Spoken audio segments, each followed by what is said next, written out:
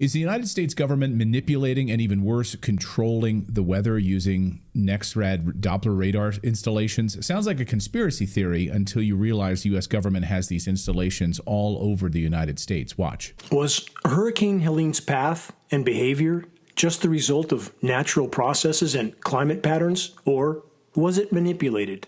The circular blue flashes seen in this video are frequency transmissions from the NEXRAD network of transmitter installations. All available science evidence makes clear that atmospheric frequency transmissions can and do have a repelling effect on air masses, especially if and when the air masses have been seeded with electrically conductive nanoparticles.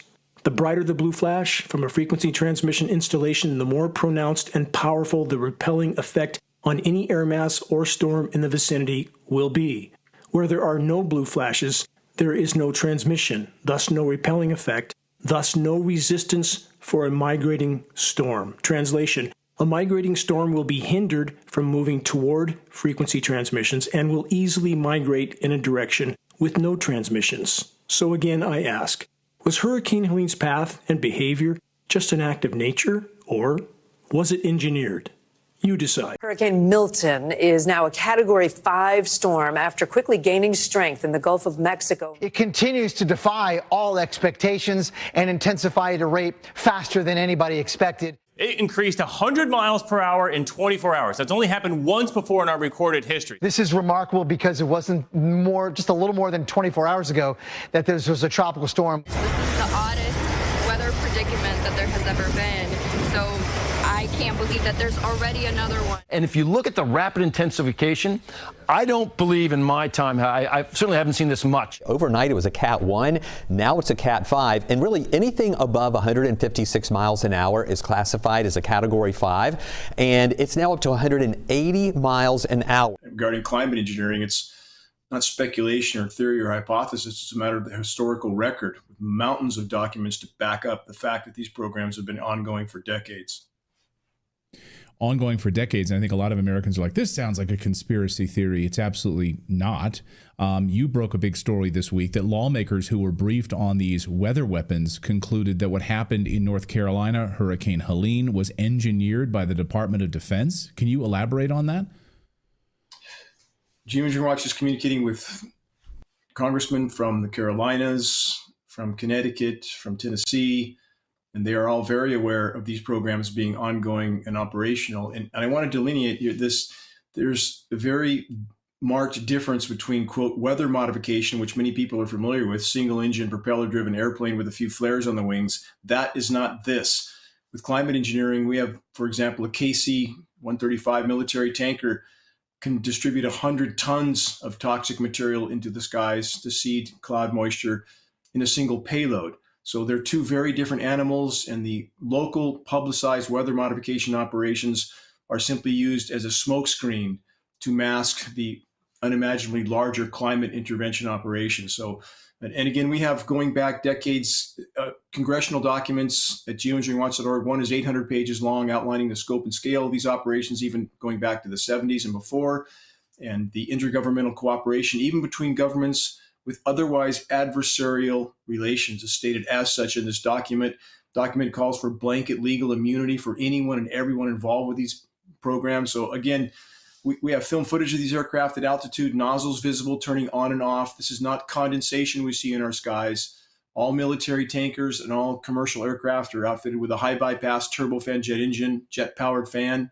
90% of the air that moves through that engine is not combusted. So we should see, except under rare circumstances, we should see nothing behind these aircraft. And we're just asking people to investigate the data, connect the dots. This is absolutely ongoing. What in the world is happening off the coast of Anna Maria Island near the coast of Florida? Not only is there sonoluminescence happening, but check this out. There are literally waves in the patterns of squares. This is a person right there, and I've never seen anything like this. It is quite bizarre, and I don't think I agree with what the mainstream is saying, because the mainstream simply says that square waves, also known as cross seas, are caused by the meeting of two sets of ocean waves from different weather systems. Well, maybe I would believe that if there weren't also crazy square patterns in the clouds in that same area, and also the sonoluminescence going on at the same time. When you take a closer look, you realize that simple sound frequency can change the patterns of water, even to patterns that seem to have 90-degree square angles. And certain frequencies just happen to look exactly like those clouds and waves. And when you see that certain frequencies can cause certain patterns, and the certain frequencies look just like those water patterns at Anna Maria Island, and you also see that certain frequencies can generate the light. So maybe what's going on at Anna Maria Island isn't what they're telling us. Maybe they're throwing some frequencies out into the atmosphere. Frequencies that are causing water to respond a certain way, frequencies that are causing clouds to respond a certain way, and maybe even frequencies to make people act in different ways, because frequencies can have psychological and emotional effects. So next time you hear about the sonoluminescence or square waves in your area, ask yourself, is what they're telling us really what's going on, or something else? And of course, this is all for entertainment purposes. I know that this is just caused by two wave patterns intersecting. Entertainment only. What we know from, for example, congressional documents is there are many agencies involved with the overall operations of these programs, but they're all compartmentalized. So the left hand doesn't know what the right hand's doing. There's certainly central coordination for the NextRad network, and that's visible from the manner in which you can see these transmitters energizing. They're clearly completely coordinated. We do have some of the transmitters on bases, but some are not on bases. And it's even with what we think are just new cell towers going up everywhere, we know from those installing those towers that many of those installations have 10 times more power being supplied to them than they need for communications. And we can see their effect on water vapor loops. They are affecting the flow of precipitation. They are absolutely a part of these operations. And Clayton, if you've ever seen the herringbone patterns, the perfectly synchronized or aligned herringbone patterns in the clouds in the sky, have you ever seen that? And sometimes you can see those in perpendicular directions, and that's indicative of overlapping transmissions from different transmitters. You can't have that atmospherically otherwise. And so we have the entire meteorological community, their so-called science community, pretending that there's all these new cloud formations, that all these anomalous phenomenon we see in our skies are just something new that nobody ever noticed for 100 years. And they name 18 new clouds going back several years. And I mean, the blatantness with which these programs are ongoing is staggering. And people think, well, everyone would be lining up to talk about this, right? The experts would all be coming out of the shadows to admit to this. What happens to whistleblowers? What happened to Assange? What happened to John Carrico, the person who blew the whistle on the illegal torture programs? He's the only one that went to jail for it. So no, people aren't going to be lining up. And we have right now, Clayton, we have an illegal federal gag order on all National Weather Service and all NOAA employees, the nation's weathermen. Why in the world would you have an illegal gag order on those agencies, forbidding them from discussing any of the agency operations? These are the kinds of tornadoes that you see here in Texas and Oklahoma, not in South Florida. And we've got some more pictures as well. Across the highway there, you see it. Many Floridians say they've never seen anything like this storm. We've had at least two of these hurricanes produce one EF3 tornado, which is unheard of, has not happened before. See it? Oh, yeah, look at that. Oh, yeah. That's wicked. First time I've seen one in a long time since it's been out of Colorado.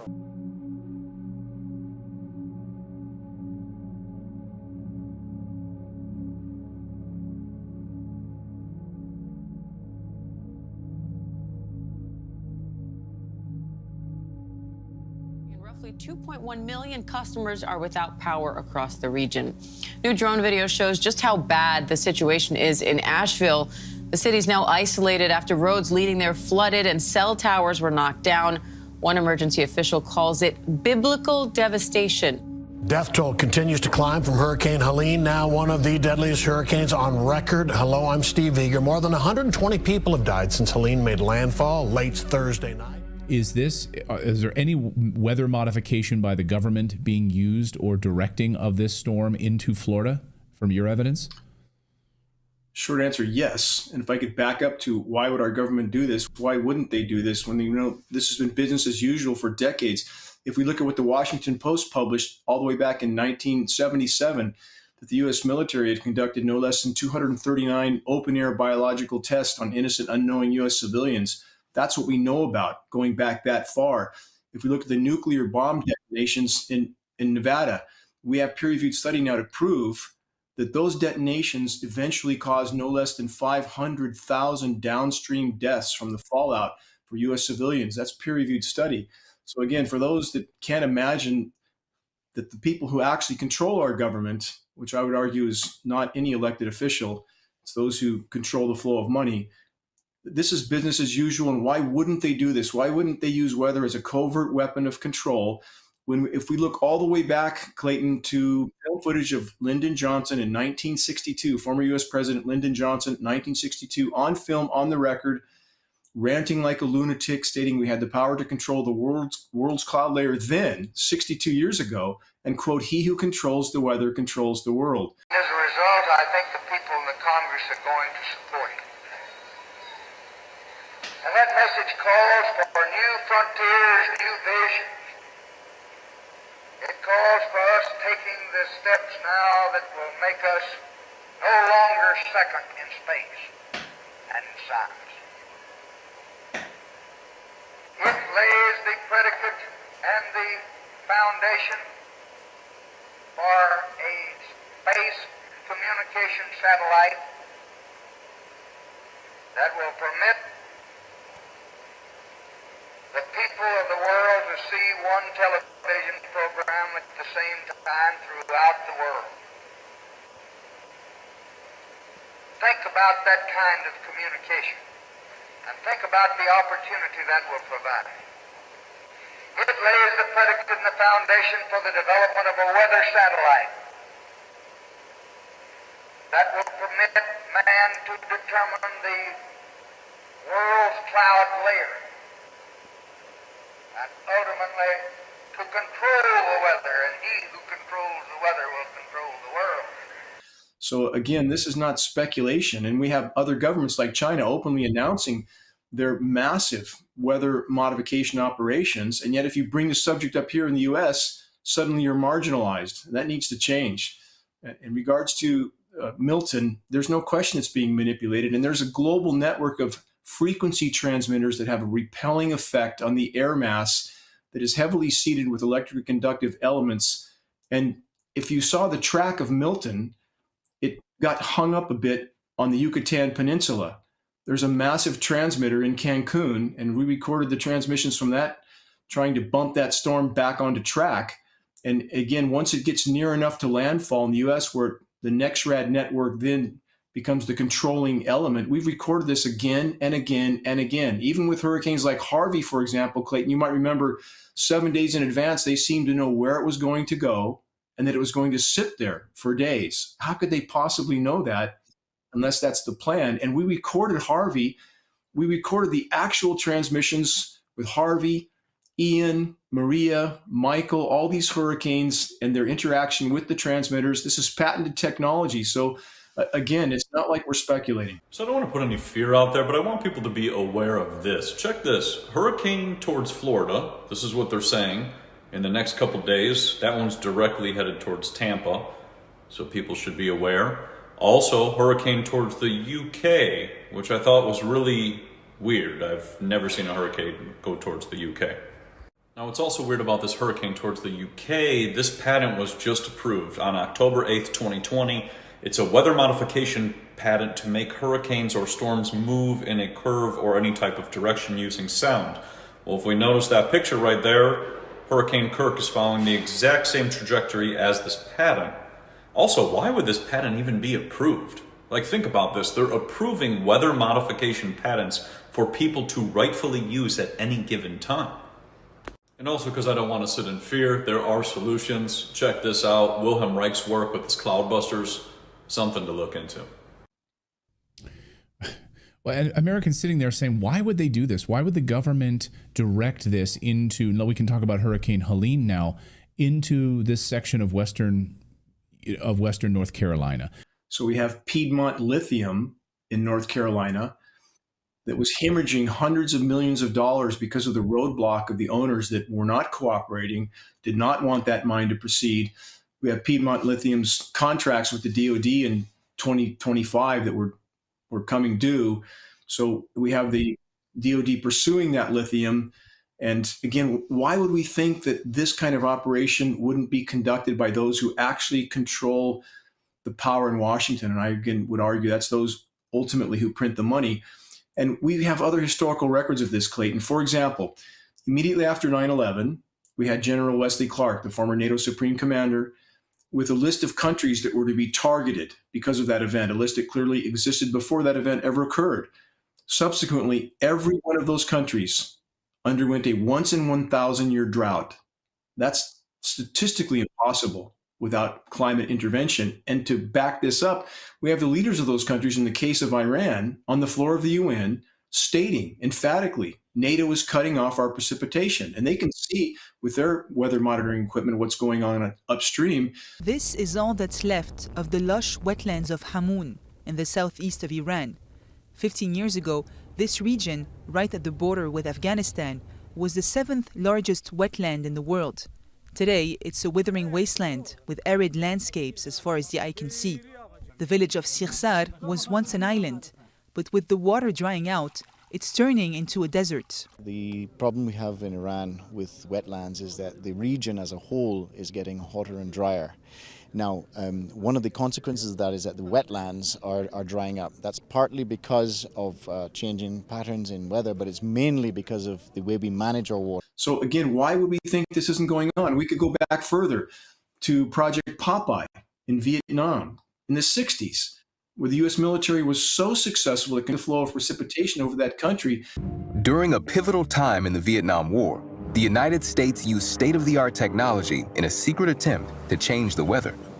Operation Popeye is believed to be the first time in history that a government tried to manipulate the weather for a military advantage. So in 1967, the United States secretly launched Operation Popeye, a daring attempt to prolong the monsoon season by making it rain more than usual. For 5 years, the U.S. Air Force flew more than 2,000 secret missions during the rainy seasons. Planes released silver iodide into the clouds to increase the amount of precipitation produced, a technique known as cloud seeding. The U.S. government hoped that increased rainfall would slow the North's movement and provide cover for U.S. military advances. But in 1972, journalist Seymour M. Hersh exposed Operation Popeye to the public. That by the 70s, there were international treaties forbidding weather warfare. Not that anybody pays any attention to that. So again, for Americans that think that this wouldn't be ongoing or we don't have the technology for this, it's simply ridiculous. We have patents going back for weather modification all the way back to the 1800s. We have about 200 at geoengineeringwatch.org, 200 plus. It's an extensive list of patents and new ones all the time for everything from hurricane modification to precipitation control, to chemical ice nucleation. Clayton, have you seen how much hail is falling that's the size of baseball and softballs of late?